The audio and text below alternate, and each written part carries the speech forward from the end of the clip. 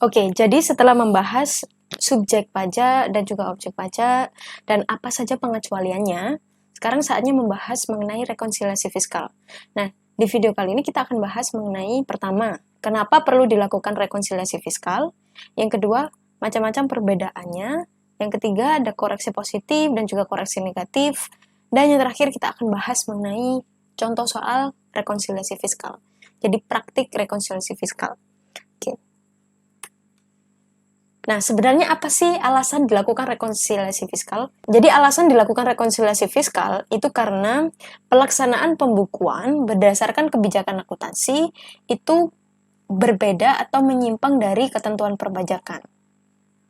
Nah, perbedaannya kenapa? Perbedaannya itu karena perbedaannya timbul terkait pengakuan pendapatan dan juga beban di laporan laba rugi. Nah, jadi laporan keuangan yang dibahas itu laba rugi ya guys, bukan neraca atau perubahan ekuitas dan sebagainya.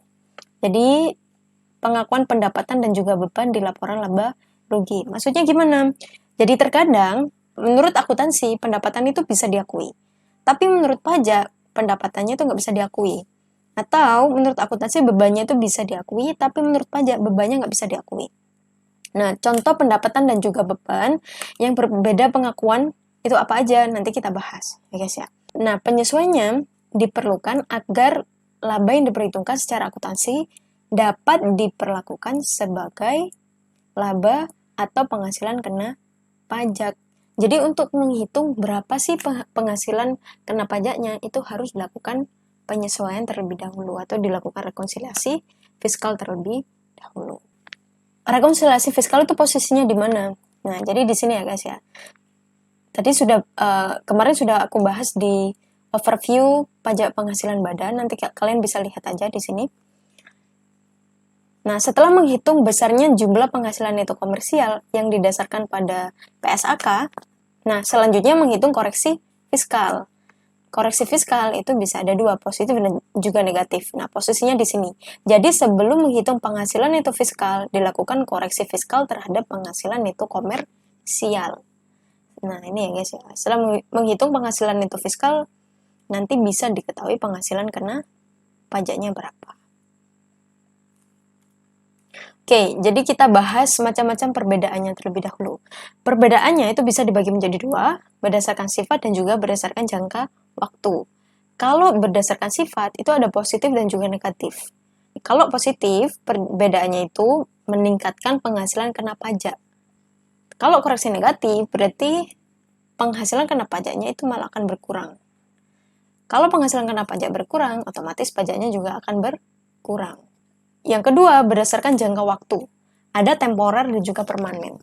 Kalau temporer, perbedaannya itu terkait waktu pengakuan. Namun akan berujung pada hasil akhir yang serupa. Nah, misalnya perbedaan apa? Misalnya terkait perbedaan beban penyisian kerugian piutang. Nah, di akuntansi, beban penyisian kerugian piutang itu kan bisa diakui sebagai pengurang penghasilan. Tapi kalau di perpajakan, beban penyisian itu tidak bisa diakui, guys.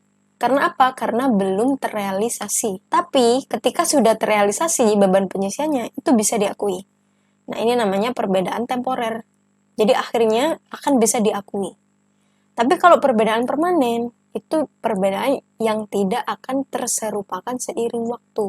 Jadi sampai kapanpun, kalau di akuntansi bisa diakui, tapi di pajak tidak bisa diakui, ya sampai kapanpun menurut pajak tidak bisa diakui gitu. Nah, nanti kita akan ambil contoh apa saja sih biaya-biaya ini. Oke guys, kita bahas koreksi fiskal positif terlebih dahulu. Oke, sebelum itu kalian harus ingat-ingat dulu ya guys ya. Untuk menghitung laba, caranya kan mudah ya, penghasilan dikurangi beban. Nah, ini menurut akuntansi, ini menurut pajak. Kalau penghasilan diakui menurut akuntansi, tapi tidak diakui menurut pajak, otomatis penghasilan menurut pajaknya lebih kecil. Ya kan? Kalau penghasilan itu lebih kecil, otomatis labanya itu lebih kecil. Kalau laba lebih kecil, otomatis pajaknya lebih kecil. Kalau pajak lebih kecil itu koreksi negatif. positif. Itu simple itu. Nah, kalau ada menurut akuntansi bebannya itu bisa diakui, tapi di pajak itu tidak bisa diakui, artinya bebannya itu makin kecil, ya kan? Kalau bebannya makin kecil, labanya makin besar. Ya kan? Kalau labanya makin besar, otomatis pajaknya makin besar. Itu namanya koreksi positif. Gitu ya, secara simpel seperti itu. Oke. Yang pertama, penghasilan terlebih dahulu. Menurut akuntansi, bukan penghasilan, tapi menurut pajak, penghasilan. Nah, jadi ini tadi kebalik ya. Kalau koreksi positif itu penghasilannya itu bisa diakui, tapi kalau menurut akuntansi penghasilannya tidak bisa diakui. Kalau contoh ini itu jarang banget guys untuk penghasilan ya. Tapi ada nih salah satu contoh misalnya dividen untuk kegiatan investasi dengan penyertaan modal 20% sampai 30%. Jadi kan kalau menurut akuntansi ya, pengakuan dividen itu bisa dilakukan dengan equity method dan akan dimasukkan di balance sheet, bukan di laba rugi. Kalau menurut pajak itu merupakan penghasilan. Nah, yang kedua, menurut akuntansi itu sama dengan beban, artinya bebannya boleh diakui, tapi menurut pajak bebannya nggak bisa diakui. Contohnya apa? Wah, ini banyak guys. Contohnya ya. Jadi non-deductible expense, pasal 9 UU PPH. Jadi non-deductible expense itu adalah beban-beban, ya list beban-beban yang tidak bisa diakui menurut pajak. Yang kedua, beban-beban yang berkaitan dengan pajak penghasilan final dan bukan objek pajak. Nah, misalnya apa? Misalnya beban sewa tanah dan bangunan. Sewa tanah dan bangunan itu penghasilan bersifat final. Kalau kalian punya kalian punya tanah dan juga bangunan, terus kalian sewakan, terus kalian dapat penghasilan. Nah, penghasilannya itu bersifat final. Nah, untuk biaya-biaya yang digunakan untuk mendapatkan penghasilan ini, itu tidak bisa dibebankan. Yang ketiga, beban lainnya tidak berhubungan dengan 3M, mendapatkan, menagih, dan juga memelihara penghasilan. Terus ada juga yang lainnya guys, selain ketiga ini, yaitu penyesuaian biaya penyusutan. Jadi kalau biaya penyusutan menurut perpajakan itu lebih kecil, ya, menurut akuntansi itu lebih besar, otomatis biayanya kita kan lebih besar ya. Itu koreksi positif. Oke, next. Nah, koreksi negatif sama ya ceritanya. Jadi kalau di akuntansi ini perpajakan. Kalau di akuntansi itu penghasilannya merupakan penghasilan sama kayak tadi ya, tapi di perpajakan tuh bukan, otomatis itu nanti koreksi negatif. Oke, contohnya apa? Penghasilan yang bersifat final yang tadi, penjualan tanah, sewa tanah dan juga bangunan. Terus penghasilan yang bukan objek pajak menurut pasal 4 ayat 3 seperti sumbangan, hibah dan sebagainya. Itu nanti kalian lihat di pasal 4 ayat 2 sini, pasal 4 ayat 2 dan juga pasal 4 ayat 3. Jadi nanti kalau kalian punya penghasilan yang masuk di pasal 4 ayat 2, pasal 4 ayat 3, yang seperti aku jelaskan di video sebelumnya, kalian lihat dulu ya. Berarti nanti harus dikoreksi fiskal. Oke, next. Menurut akuntansi sama dengan beban, tapi menurut pajak bukan beban.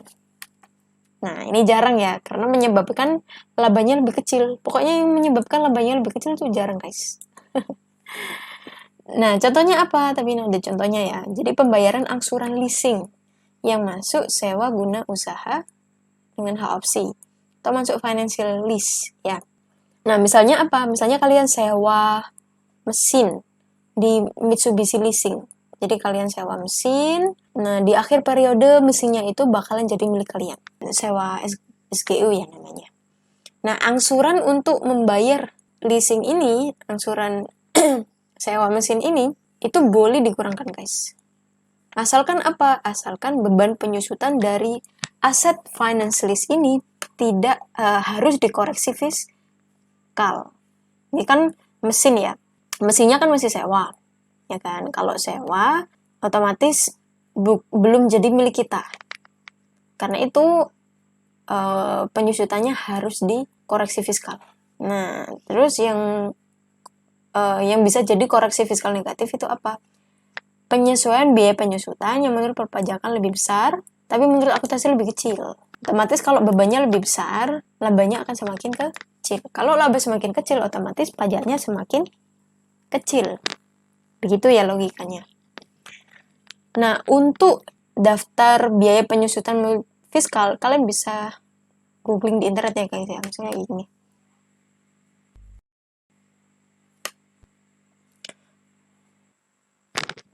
Oke, misalnya bukan bangunan guys ya.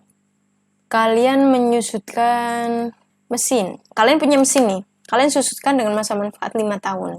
Tarifnya 20% ya setahun. Nah, kalau menurut akuntansi 5 tahun itu boleh nggak? Boleh kan? Tapi kalau menurut perpajakan, karena mesin itu masuk kelompok 1, artinya masa manfaatnya 4 tahun. Jadi otomatis harusnya dia 25%. Jadi bebannya itu lebih kecil. Beban menurut perpajakan itu lebih kecil. Otomatis labanya semakin besar dan pajaknya semakin besar. Artinya koreksi positif. Kalau koreksi negatif, misalnya masa manfaat kalian 3 tahun mesin. Tapi menurut perpajakan itu 4 tahun. Oke. Next. Nah, jadi apa aja non-deductible expense? Non-deductible expense itu ada pembagian laba, biaya untuk kepentingan pribadi. Contohnya apa? Contohnya, misalnya nih, kalian punya direktur. Direktur ini punya anak. Biaya les-lesan anak, biaya liburan sama keluarga, dan sebagainya. Itu kan biaya untuk kepentingan pribadi pemegang saham. Nah, itu nggak bisa dibebankan. Jadi, segala biaya untuk kepentingan pribadi direksi atau karyawan tertentu, itu nggak boleh dibebankan. Tapi kalau menurut akuntansi, boleh kan ya dibebankan. Kalau menurut pajak, nggak boleh. Makanya harus dikoreksi positif. Pembentukan cadangan, kecuali usaha tertentu. Yang tadi aku bilang ya guys. Jadi cadangan, segala penyisian dalam perpajakan itu nggak boleh. Alias haram. Kalau di akuntansi, cadangan dan sebagainya boleh dibebankan. Kalau di perpajakan, itu prinsipnya realisasi, beban yang sudah terrealisasi. Jadi segala beban yang sudah terrealisasi boleh dibebankan. Oke, yang keempat, premi asuransi dibayar wajib pajak orang pribadi. Nah, kenapa tidak boleh dibebankan? Karena premi asuransi itu masuk dalam komponen PPh berapa? 21. Karena komponen PPh 21, kalau yang dibayar wajib pajak, otomatis bebannya itu ada di wajib pajak, bukan di perusahaan. Yang kelima, natura. Natura itu segala imbalan dan kenikmatan bukan dalam bentuk uang. Misalnya apa? Pemberian beras, kalian dapat bingkisan nih, makanan ketika bulan puasa dan sebagainya nih. Itu nggak boleh dibebankan. Kecuali akibat tuntutan kerja atau makanan bagi semua karyawan. Jadi kalau kalian dapat makan siang misalnya ya, pimpinan kalian membagikan makanan bagi semua karyawan, nggak ada terkecuali. Nah, itu boleh dibebankan. Kalau tuntutan kerja itu apa? Jadi tuntutan kerja itu pemberian makanan bisa di daerah tertentu guys. Yang mengharuskan perusahaan itu memberi natura. Karena nggak ada pilihan lain. Misalnya kalian berlayar nih, atau kalian kerja nih di pedalaman terpencil banget. Itu boleh. Jumlah melebihi kewajaran atas hubungan istimewa. Jadi kalau perusahaan kalian itu punya hubungan istimewa dengan perusahaan lain, nanti hubungan istimewa ini bakal dibahas lebih dalam ya. Jadi kalau kalian ada pembelian biaya atau penjualan produk ke perusahaan yang memiliki hubungan istimewa dan melebihi kewajaran, itu nanti dikoreksi yang melebihi kewajarannya. Nah, kewajaran ini ditentukan oleh apa? Kewajaran ini bisa ditentukan di ada namanya dokumen TPDoc atau Transfer Pricing Documentation. Nah, di situ dihitung kewajaran transaksi kalian dengan perusahaan yang punya hubungan istimewa dengan kalian. Itu nanti dihitung. Kalau wajar, oke, berarti nggak dikoreksi. Kalau nggak wajar, ya dikoreksi. Yang G, harta yang dihibahkan, bantuan sumbangan lain yang dikecualikan. Jadi ada sumbangan-sumbangan seperti yang tadi ya, sumbangan Agustusan, sumbangan apapun, itu nggak bisa dibebankan. Terus ada pajak penghasilan. Nah, jadi pembayaran pajak penghasilan, ya semua pajak penghasilan itu nggak bisa dibebankan. Misalnya kalian bayar PPh 21 nih, kalian bayar PPh 23 dan sebagainya, itu nggak boleh dibebankan ya, harus dikoreksi. Sama juga dengan STP guys, jadi pembayaran denda dan sebagainya itu juga nggak boleh dibebankan. Gaji anggota persekutuan, ini kalau untuk CV ya, jadi gaji anggotanya itu nggak bisa dibebankan. Dan sanksi administrasi dan pidana perpajakan. Nah, ini nyambung di sini sebenarnya ya. Oke, sekarang kita bahas kasus dan ilustrasinya.